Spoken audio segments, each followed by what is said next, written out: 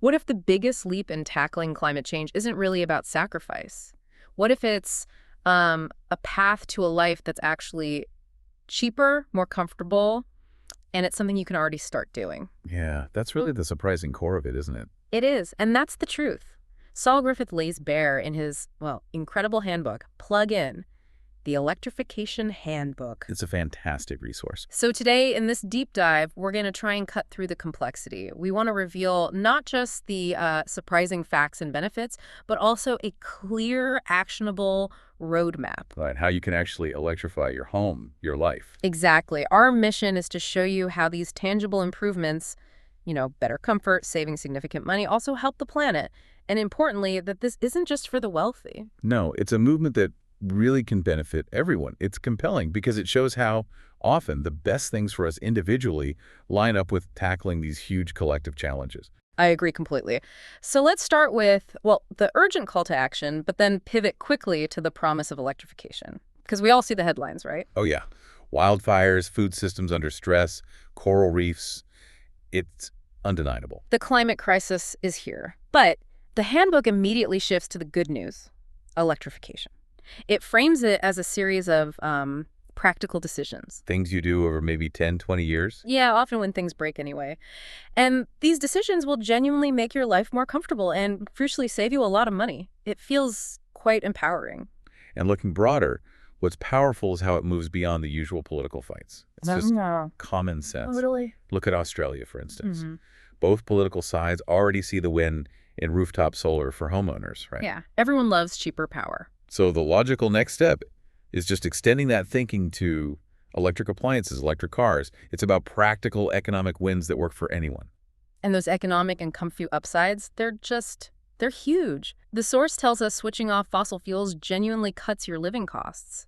Things like faster acceleration in an EV. Right, or pasta water boiling in like half the time on induction. A cozier home in winter, cooler in summer. And all for less money. But it's bigger than just your house, isn't it? When a whole community electrifies, millions of dollars stay local. Yeah, instead of flowing out to petrostates or big multinationals, that money creates local jobs, local wealth. It's a community benefit. Which brings us to maybe the fundamental point, efficiency. The core efficiency argument, exactly. When you burn stuff gas, petrol thermodynamics means you lose a ton of energy, like up to 3/4 just gone as waste heat. It's incredibly inefficient when you think about it. Right. Contrast that with electricity. Very little energy lost in that final conversion. So the book updates the old slogan, reduce, reuse, recycle. Yeah, which was kind of about making fossil fuels slightly less bad. Exactly. The new thinking is rewire and recycle. Get rid of the inefficiency altogether through electrification. Rewire and recycle. I like that. It cuts right to it. And what's really thought-provoking is this idea of thinking about our home investments, appliances, cars, as like national infrastructure. Instead of governments pouring billions into, say, one huge power plant, imagine investing that directly into millions of homes. Yeah, the source suggests government-funded solar and batteries for, say, the bottom 20% of incomes could cut emissions faster and, frankly, more effectively than some massive centralized project. It's a completely different way of looking at distributed energy, isn't it? It really is. And what this all highlights is the absolutely crucial role of tradies. Yes. The climate heroes. They really are. They're the ones on the ground. Yeah. Millions of us making choices, sure, but hundreds of thousands of electricians, plumbers, installers making it happen. On roofs, under houses. They're at the front line. Totally. And the numbers are staggering. We'll need maybe 2 million building and engineering workers by 2050 in Australia, including like 50,000 to 75,000 extra electricians. Wow. But the challenge now is, well, a lot of tradies still kind of sell against electrification. They know the old systems. Right. Creatures of habit, maybe, or just lack of training. Both, probably. Yeah. So we need to invest in them, train them, celebrate them as essential workers in this transition. That's a really powerful point, often missed. Okay, so given that big picture, how do we actually start this, our own electrification journey? Well, the handbook breaks it down really nicely into 5 main things, makes it feel manageable. Okay, what are they? So, number 1, solar and batteries for your home, powering yourself. Right. Number 2, transport, how you drive. EVs, basically. Got it. 3, hot water, big energy user. Huge. 4, space heating and cooling. air conditioning, heating systems. Uh-huh. And 5, cooking, stoves, ovens. Okay, the 5 biggies. And it's crucial to remember this isn't an overnight thing, is it? Not at all. It's a journey. Decisions you make over time, often when the old gas heater dies, or you do a reno. And the book has this great framework, ROI, ROC, and ROE. Yeah, return on investment, return on comfort, and return on environment. It's about balancing all three. Finding the sweet spot. Exactly. And to really see this in action, the book shares Chris Kerr's story. It's fantastic. Yes, the Odyssey. How did it start for him? Surprisingly simple. An electric bike. He calls it his gateway drug. Huh. It was fun, fast, free commute across Sydney. His expensive Audi just sat there. That high return on comfort, the enjoyment factor, really kicked things off. So the bike leads to solar. Oh, yep. Got a massive $1,500 quarterly electricity bill back in 2019. That was the trigger. Put in an 8 kilowatt-hour system. Okay. But then the money he got for selling power back to the grid, the feed-in tariff started dropping. Right. Common problem. So he figured, okay, I need to use more of my own power. Increase the load. So electric water heater next with a load controller. Smart. And then, in what he calls classic dad maths, he bought an electric hot tub. Seriously? Yeah. To dump heat from the excess solar, high ROC comfort, and high ROI savings. Perfect alignment for him. That's brilliant, actually. Dad maths for the win. What came next? Kitchen. Induction cooktop, then an electric BBQ. He reckons the food tastes better without the, unburned gas taste. Cleaner air, too. Well, it's like a comfort win. And even the mower. Switched to electric, quieter, no fumes, better product, he said. Again, comfort driving the change, but with environmental benefits baked in. He just kept going, didn't he? He did. Put in a 20 kilowatt home battery during COVID, used his holiday money to soak up more solar, especially in the shoulder seasons. That makes sense. Then waited for a vehicle-to-grid EV, got a Hyundai Ion IQ5, realized the car battery cost about the same per kilowatt as the home battery, but it had wheels. Mobile storage. Exactly. He's done 70,000 kilometers, spent less than $1,000 on charging. Incredible. Added a pool heater to use even more solar. Yeah. Still has a diesel 4WD, but barely drives it. Says the lack of smell from fossil fuels is a huge, unexpected win. And his wife, total convert, never to back policy. Wow. That really speaks volumes about the comfort side. And what's really nice is his daughters were apparently pushing the return on environment angle. The next generation. Yeah. And get this, there's even possums enjoying the ROC, finding a warm spot under his solar panels. Well, that's brilliant. A whole ecosystem benefiting. Okay, so that's Chris's journey. What does that mean for, your personal plan? The advice is pretty straightforward, really. When a fossil fuel appliance dies the gas heater, the petrol car, replace it with the electric version. Simple rule of thumb. Yeah. And maybe start thinking about timelines. When might you replace the car? The water heater? The cooktop? Maybe link it to a renovation or a change in finances. Proactive planning. And here's a quick win for many. Get off gas entirely. Disconnect. You save maybe $300 a year just on the connection fee before you even save on usage. Right, for a service you might barely use anymore if you electrify other things. Exactly. Now, one of the big eye-openers in the book is about energy bills. Oh, yeah, they're impossible to read, right? Totally. And the book argues it's often intentional. Companies profit when we're confused, like those gym memberships you forget about. Sneaky. So the book breaks down typical Australian energy use. It's about 120 kilowatt-hours a day total. Nearly half is vehicle fuel. Wow, half. Yep. Then maybe 10% space heating, 8% water heating, only 2% cooking. And get this, 17% is just wasted in generating electricity from fossil fuels in the first place. That puts it in perspective. Yeah. So what about the costs? This is the big sell. Okay, here's the kicker. Petrol, diesel. Equivalent to maybe $1.20 per kilowatt. Expensive. Grid electricity. 25 to 40 cents a kilowatt. Gas for heat, maybe 25 to 50 cents. But electric heat pumps for heating, cooling. Yeah. Down to 10 to 20 cents per kilowatt or equivalent. Because they move heat. They don't just make it super efficient. Okay. And your own rooftop solar. We're talking 4 to 8 cents per kilowatt. Tiny. So the bottom line is huge. An all-electric home, especially with solar, can run on like 40% of the energy of a fossil-fueled one. That saves you maybe $4,000, $5,000, even more per year, total energy costs. So even if your electricity bill itself goes up a bit because you're using more electricity, your overall energy spend, electricity plus petrol plus gas plummets. That's the key takeaway. But this obviously brings up the equity question. Is this just for people with money, people who own their homes? It's a critical question. Yeah. And we have to challenge that perception. The stats show the barriers are real. 31% of households rent, 16% are in strata. A third of cars live on the street with no easy charging. Right. And a quarter of Australians have tricky credit scores, making loans harder. Exactly. And policies like the U.S. Inflation Reduction Act with its tax breaks, well, they mostly help people who pay a lot of tax. They can actually make inequality worse. So those carrots aren't for everyone. What can renters do then, right now? Well, the book suggests things like maybe an electric car or bike, if that worked for you. A portable induction cooktop. They're cheap and amazing. Ah, good idea. Talk to your landlord, armed with these cost-saving arguments. And, well, political pressure for system change. Because you hit the nail on the head, the split incentive. Where the landlord buys the appliance, but the tenant saves on the bills. Exactly. It's a fundamental block that needs policy solutions. So what kind of policy solutions does the book talk about for a fairer market? On financing, things like mortgage add-ons for solar, less risk for homeowners, interest-free or low-interest loans like they have in the ACT and TASI. Those seem to work well. On-bill finance is another idea. The utility pays up front, you repay on your bill. Tricky in Australia with retailer choice, but possible.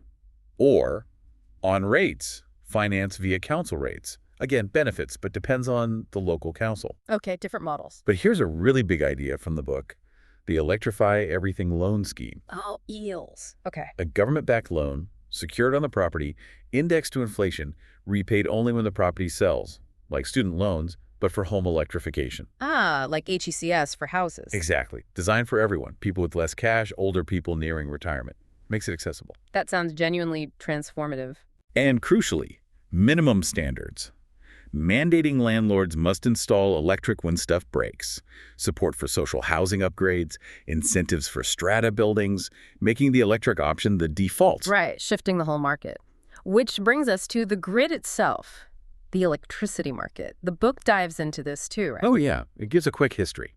From local generators to big monopolies, then this attempt at competition. Which didn't always work out so well for consumers. No, it created gentailers, companies that generate and retail, allowed for what the book bluntly calls lazy taxes on us.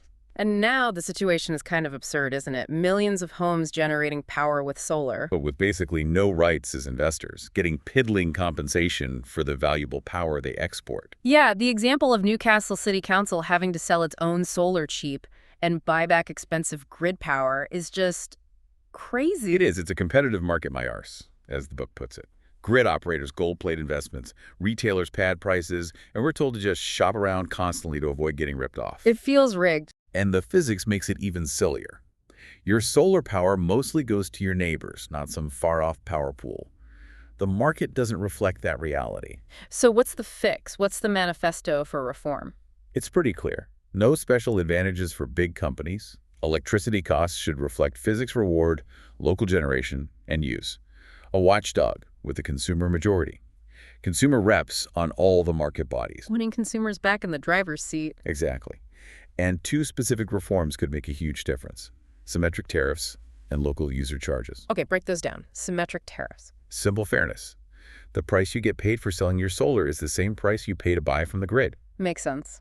And local user charges. LUS. Small fees that reflect the actual use of the local wires when power moves between neighbors. It would directly incentivize sharing energy locally, maybe through neighborhood batteries. Ah, I see. Rewarding local efficiency. This connects to what Dan Adams from Amber talks about, right? About bills being confusing on purpose. Yeah, he says complexity lets retailers gouge prices, get you in cheap, then hike rates when you're not looking. It's built on consumer confusion. And he wasn't keen on VPPs, virtual power plants. No, he points out most customers opt out because they want control. They don't want the retailer controlling their battery just to save a few bucks. They value their own energy security more. Interesting. So Amber's model is different. Completely. Direct wholesale market access. You get the same prices big generators get for your exports. No markup on what you buy. Just a flat monthly fee. So you're participating directly in the market. Exactly. And again, who's key to explaining this? Tradies. They're the sales force for this new energy future. And the potential is massive. Home batteries plus EV batteries could meet half of Australia's storage needs. Enough to stabilize the grid. Wow, that's incredible potential. Okay, let's look at the dream realized, Fred Hopley's smart home case study. Yeah, Fred's story is amazing. Tech guy, motivated by his daughter's future, found electrification was cheaper to run, healthier, and just as comfortable. that triple win again. And the savings. Huge. $5,000 a year direct electricity savings, plus another $3,800 by ditching gas and petrol. Wow. Paid $34,000 for his solar and battery setup. Payback in just 7 years. That's fast. He doubled his electricity use, but now only takes 20% from the grid. The rest is self-generated. And he built his own control system. Yeah, the tech nerd in him. Used open source software to build a home energy management system at mass. It optimizes everything. EV charging, battery use, pool pump, even uses weather forecasts to plan ahead. Get a personal energy manager for the house. Totally. And the EV impact. Average cost. $1.80 per 100 kilometers. That's like 1.8 cents a kilometer. 10 times cheaper than petrol. His big 15-kilowatt solar system makes more power than he uses on 70% of days. Even covers winter demand. His advice: solar is so cheap, just install more than you think you need. Good tip. What about the battery economics for him? Without the battery, his cost would be $2,200 higher per year. So the battery pays for itself in about 6 years. And because he uses amber, he can sell power back when wholesale prices spike, sometimes hitting $15,500 per milli-DH. 15,000. Yeah, it turns his house into a tiny power station that can make money. Amazing. Did Fred have any regrets? Only one. His words. Waiting too long for a technology to get better when we should have just pulled the trigger with what was available. That hits home. Don't wait for perfect. Exactly. And his story shows the resilience aspect too. Millions of homes with batteries mean power through outages, safer communities. It's security, not just savings. Okay, we've covered so much practical stuff, but people might still have basic questions like, how much do you really need to know about electricity itself? Good question. You don't need an engineering degree, but a few basics help make sense of it all, like power versus energy. Right. Power is the rate, watts, energy is an amount, kilowatt hours, what you pay for. Exactly. Watts are like horsepower. 1 kilowatt is about 1 horsepower. Then AC from the grid, DC from batteries and solar. Don't mix the plugs. Got it. Amps mean power and danger. Yep. And most homes are fine with single-phase power. You probably don't need expensive 3-phase unless you want a super fast 22 kW EV charger or want a workshop. Okay, basics covered. Now what about efficiency? For years, the green message was insulate, double glaze. But the book argues electrification is more important now. It does. It's not that efficiency is bad, but retrofitting things like double glazing can be insanely expensive. That $120 K quote with a 200-year payback. Yeah, nuts. Electrification gives a huge energy drop immediately. That typical home going from 100 kilowatters a day down to 38 kilowatters, that's massive efficiency gain right there just by switching tech. So focus on the big switch first, then maybe draft proofing, passive cooling like trees, curtains. Exactly. Biggest bang for your buck comes from electrification itself. Right, and the recycling question. People worry about solar panels, batteries. Yeah, it's important to put it in perspective, though. Think about the 15,000 kilos of invisible, unrecyclable CO2 emissions per person per year from fossil fuels. Plus actual waste, like coal ash. Right. Renewables are so much better. Solar panels, 90% recyclable glass, aluminum, silicon, wind turbines, steel, copper, highly recyclable. And EV batteries. Huge potential. 95% recycling is achievable, plus second life uses. The supply chains are getting cleaner and more traceable all the time. And the key thing is, electrification has an immediate benefit because the grid is getting cleaner every single day. Good point. Okay, while electrification is the main focus, the book does touch on other climate actions briefly, like food. Yeah, eating less meat, especially red meat from ruminants like cows and sheep that produce methane. Simple way to cut your footprint. The book even mentions kangaroo in Australia as a low-carbon option. Interesting. Though it stresses diet alone won't solve it all. No, it's part of the picture. Same with stuff in fast fashion. Ah, yes, the impact of our consumption. Huge. The fashion industry pumps out 1.2 billion tons of CO2 a year, more than shipping and aviation combined. Polyester uses oil, sheds microplastics. So the advice is? Buy less, buy quality, wear it longer, buy secondhand. Avoid synthetics. Think heirloom pieces, not disposable trends. Applies to everything we buy, really. Makes sense. And just quickly, the farming example, Mike Casey's cherry farm. Oh yeah, great example. All-electric farm, 21 EVs, saves 60 tons of CO2 a year, half his energy costs. And gets a premium for zero-carbon cherries. Exactly. Shows farmers are rational. When the economics work, they'll electrify too. And it all ties back to us. So here's the final thought for you. What's the one fossil-fueled appliance you don't really love? The one you're ready to let go of first?